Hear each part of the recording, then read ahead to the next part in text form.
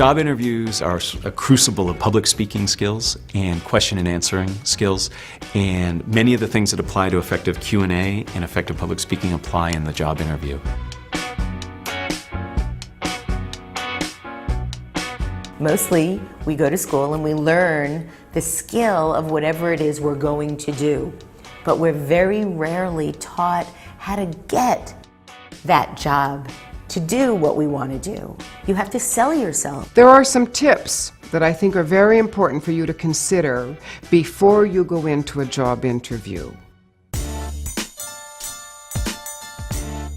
Absolute preparation is key. You really need to understand what it is you're up for and know your material. The single best predictor question in job interviews is this: what do you know about this company? It's a proxy for conscientiousness, and it shows the interviewer that you're not just trying to find a job, you want to work for them. So my best advice is do your due diligence. Many of the questions are going to be behavioral. They're not going to ask you so much about what did you do at this job, but give me an example when you had a crisis, how did you manage it? So be prepared to answer those questions. Many people will think of answers to questions, but they won't actually practice verbalizing, and we really need to practice verbalizing answers.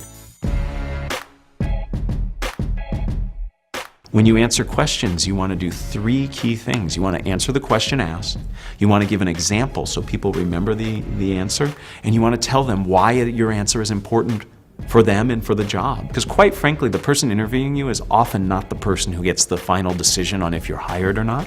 So they have to turn around and sell you to whoever it is who makes the final decision.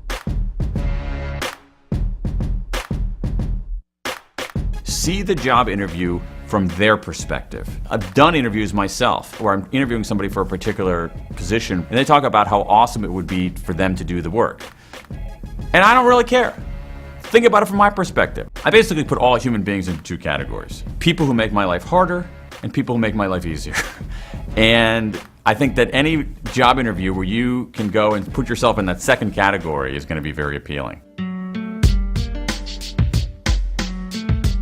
If you have a kind of messy past, don't apologize and don't lie, because in this modern age, they can find out about you in a second. If you've had to quit your last job or you were fired at your last job, be prepared to talk about values. For example, if you were fired from the job, you can't say, well, the boss was an idiot, but you can say that perhaps you had a value clash with your boss.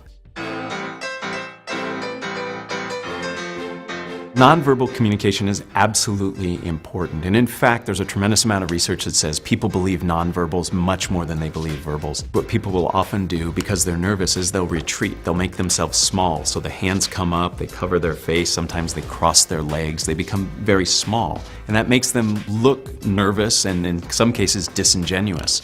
So what we want is we want to project enthusiasm and openness, so we sit forward, our hands are out and up, we make good eye contact. That shows we're engaged and we're interested.